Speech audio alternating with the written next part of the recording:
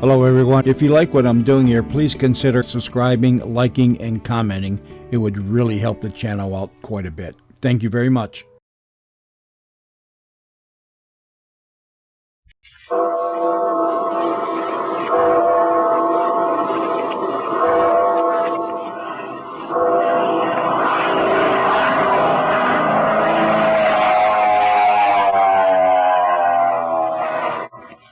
The Skelly Oil Company presents Captain Midnight.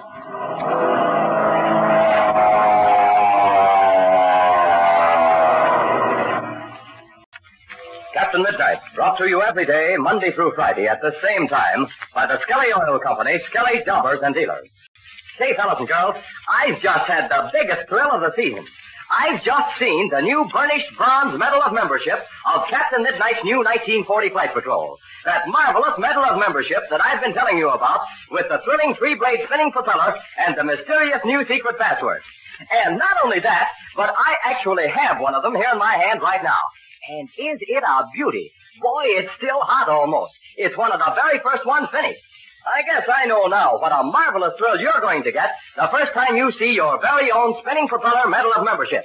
And believe me, you'll get a kick out of owning it and showing it to all your friends.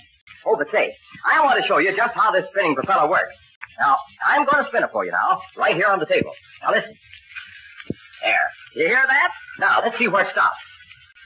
Uh-oh, it's pointing straight at me. That means I'm it. Well, better luck next time. Say, can't you just imagine the fun you can have with this swell spinning medal? You can play all kinds of swell games with it. You can spin it to decide who's the winner or the loser, and dozens of other things. But of course, the important thing is that this Medal of Membership entitles you to take part in a thrilling adventure that's ahead for every member of Captain Midnight's 1940 Flight Patrol. It proves you're a member, and besides, it entitles you to all the other free prizes that are coming. So listen, you better have Mother or Dad drive you over to your Skelly service station tonight. Get your Junior Pilot's application card right away and have your Skelly man send right in for your spinning propeller Medal of Membership. Remember, it doesn't cost you a single penny. Just tell your Skelly man you want to join the new 1940 Flight Patrol, and he'll do the rest. And now to Captain Midnight. Ivan Shark's henchmen have surrounded the lonely cabin where Ma and Patsy Donovan, together with the faithful Slim Pool and Pinky Drake, are waiting for the return of Captain Midnight and Chuck Ramsey. Captain Midnight and Chuck, together with Senor Juan Perada, escaped from pursuit by one of Shark's planes and landed back in the mountains on the dried bed of a lake. Here, Senor Perada hopes to round up some of his ranchmen. No sooner had Captain Midnight made a safe landing, however, than the ground proved to be nothing more than the thin crust, through which the landing wheels quickly settled into the muck beneath, clapping the plane. Listen as Chuck cries, "The wheels are down to the hubs, Red. Oh, now we'll never fly this ship out of here." Yes, it does look bad, Chuck. It is indeed the unfortunate situation. It is I who have caused it. Oh, no, Senor Perada, that can't be so. But it is so, El Capitan. It is I who am to blame. My evil star will lead you to no good. Oh, come, Senor. Your terrible experiences have deprived you of all hope. You have said the very true words, El Capitan. There is no hope for me. My daughter is gone. My cattle and lands have been taken away. Leave me, Senor, before you lose your lives in attempt to save mine. Such a course would be unthinkable, Senor. Chuck and I are here to help you, and we'll do so even if... But let's eliminate every consideration of such a nature. We can't lose unless we lose faith in ourselves and in our cause. Ah, Senor, the words that come from your lips give me new courage. I will fight this man who has almost destroyed me. That's the stuff, Senor Perada. We'll lick Ivan Shark yet. Ivan Shark, did you say? Who is he? I will explain, Senor. The man who calls himself Douglas Chadwick is an international criminal. His name is really Ivan Shark. So, he is the criminal international. It is hard to believe. Yes, I know it is, Senor, but those are the facts. Well, now, come on, let's go. The first thing is, can we pull this ship out? It is hopeless, Senor. The airplane is so heavy and see that more below the crust. It is like quicksand. Yeah. Gosh, Red, it sure looks bad. It's settling deeper, little by little. Pretty soon it'll be down over the wheels and resting on the bottom of the fuselage. Swing the prop up a little, Chuck, before the tip gets in that mud there. Okay.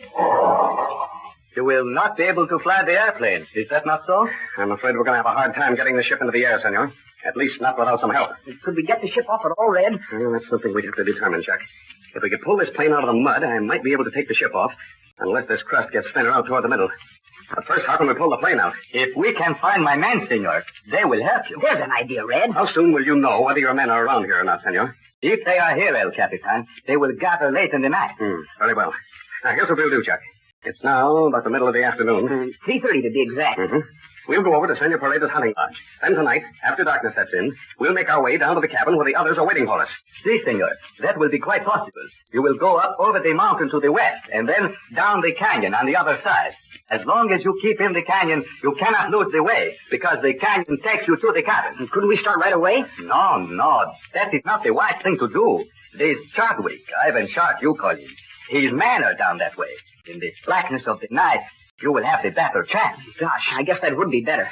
And anyway, I could use a little shut-eye. Yes, I'll say you can. Your eyes are bloodshot from lack of sleep. So are yours, Red. I guess a little rest would do all of us a lot of good. Don't you think so, Senor Pereda? Si. I have not closed the eye for many days, and perhaps you have not also. Come then, senor. We will go to my hunting lodge in the woods. There we will find a comfortable bunk. After we have rested, you shall go to your friend, and I shall wait for my men. All right, come on, Chuck. Let's go.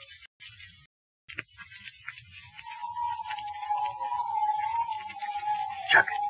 Hey, Chuck. Come on, Chuck. Wake up. Oh, gee, Red. Let me sleep. Come on. Snap out of it, Chuck. Come on, we've got to get up. What? Red, where are you? I'm right here, Chuck. Come on, wake up, fella. Oh, gee, Red. Where are we? In Senor Pereda's hunting lodge, Chuck. It's time for us to go down and see how Ma and Patsy and Slim and Pinky are getting along. Oh, gosh. Oh, I remember now. For a second, I couldn't think what happened or where I was. Yes, I know, Chuck. I'm sorry to wake you because you need sleep badly. You need it just as bad as I do. Gee, Red, listen. What's that noise? It's the wind and the trees outside, Chuck. Gosh, I guess that must have come up since I went to sleep. Yes, it just rose about a half an hour ago. I've been lying here listening to it, thinking things over. Listen, Senor Pereda's still asleep. Yes. Poor fellow's absolutely exhausted. And we'll keep quiet then so as not to disturb him. But gee, Red, what about after we leave? Well, if any of his men come down here, he'll be safe enough with them. And I don't believe any of Shark's cutthroats know about this place. Gee, if he can sleep all night, he would make a new man of him. Well, maybe he'll have that chance. Well, I'm all ready now. Shall we start? Just a second, Chuck. Wait a minute. Let me look here. Here, Red. Look at my wristwatch. It has a luminous dial. Oh, yes. Let's see. 7:30. How long do you think it'll take us to get down to that cabin? Well, Senor Pereda said it was about 7 or 8 miles. Yeah. If it's real rough going, it'll take us about 4 or 5 hours. No. It won't take us that long, Chuck, because I talked to Senor Pereda a little while after you went to sleep. There's an old mountain trail leading down through that canyon. But we'll get started in a few minutes and take our time. If any of Shark's men should be prowling around, they may relax their vigilance by that time of night. Okay. I sure hope nothing's happened to Ma and Patsy and Slim and Pinky. I've got a lot of confidence in Pinky and Slim. So have I, Red. But they might not be able to hold off a whole gang. Yes, I know that, Chuck. We'll just have to pray for the best. There's just one thing, Red, that's in our favor. Well, what's that, Chuck? Major Steele and Bud Conley. They should be starting back to help us by early in the morning. I know, Chuck. I was thinking about them a little while ago. But we can't put all our eggs in one basket. Gosh, what do you mean? I mean just this. We've got to know what we're going to do in case Major Steele and Conley don't come back. Don't come back? What? They wouldn't let us down. No, of course they wouldn't. But suppose they don't get to the border. Oh, they'll get there all right. I'm not so sure. Don't forget the gasoline that's in the Spartan's tanks. Sure, I remember. The engine didn't rev up the way it should. And the temperature was getting a little high. But we were still getting by. Yeah, sure. We were getting by for the time being. But what about the tough grind of a long cross-country trip? You said that it was overheating, but you know as well as I do what happens when a motor gets too hot. Gosh, that's right. It might be all right for a little while, but something's going to happen if it stays that way too long. Major Steele is a wonderful pilot, and he'll baby that engine along as much as he can. But after all, Chuck, there's not an awful lot you can do when you've got the wrong kind of gas in your tanks. I guess I don't quite get it, Red. Why should that gas work all right in the engine of the black plane and not in our Spartan? Well, it's very simple, Chuck. Now, these black planes have low compression motors in them and will perform all right with a lower octane gas. But the engine in the Spartan is high compression. Must have a better gas. You mean a higher octane gas? That's right. But, well, I guess this sounds kind of foolish to you. But what is the difference between a low octane and high octane gas? Well, now look, I'll give you the whole thing in a nutshell, Chuck. Did you ever throw a stone into the middle of a smooth pool of water? Sure I have. All right. Now, did you notice the ripples? That is, little waves that start and keep moving until they hit against the shore? Of course I have. Now, that is exactly what happens in the firing chamber of a gasoline engine. The splash of the stone in the pool is the same as the firing of the spark in the cylinder head. The time that it takes for those little waves to get to the shore is called lag. Lag? Mm-hmm. You mean like to lag behind? Yes, that's it exactly. Now, if the ripples go real fast, there isn't very much lag. And if they go real slow, there's a lot of lag. Now, in high-octane gas, which means it has a naturally higher body, the lag is very slow. Oh, I begin to get it. Then, if the lag is slow, which means the vapor takes a long time to burn, there wouldn't be any knock. Mm-hmm. And if the lag isn't slow, if the vapor burns quickly, there's liable to be a knock. Right. That's the whole story. The only other thing to remember is that engines are not all built the same. Certain ones require higher octane gas than others. You should always find out what gasoline will give the best performance in the engine you have. Oh, gosh, I see the whole thing now. But in general, isn't it true that lately the tendency has been toward higher compression engines which require a higher octane gas? That's right, Chuck. That's what the tendency has been. Well, enough of that. Come on, we might as well get started. Okay, I'm all set. Now, look, let's tiptoe out quietly so as not to awaken Senor Perada. Okay, let's go. Yeah, come on.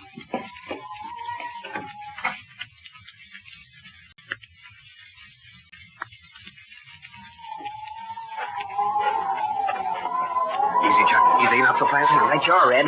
Well, we've got to go very carefully now. I can't understand it, Red. I'm sure the field is right ahead. Well, we should be running into the cabin any second. Quiet now, wait. Let's go up to that next tree there. You know, this wind's a big help. It makes so much noise it would be hard for anyone to hear it. Yes, and it would be hard for us to hear anyone else. Oh, look, Red, look. There's the cabin. Yes, Chuck, you're right. Come on, let's go. Wait a second, Chuck. Let's be sure no one's watching us. Okay, let's stand absolutely quiet a few seconds. Right. There's something about this I don't like, Chuck. It's the sound of that wind through the trees, Red.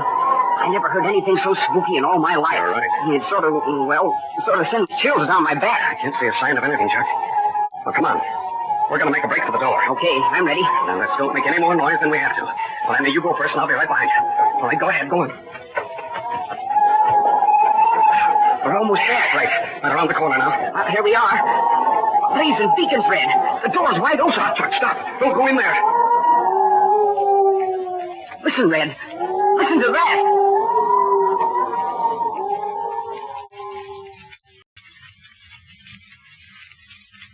Well, did Captain Midnight have a presentiment of disaster?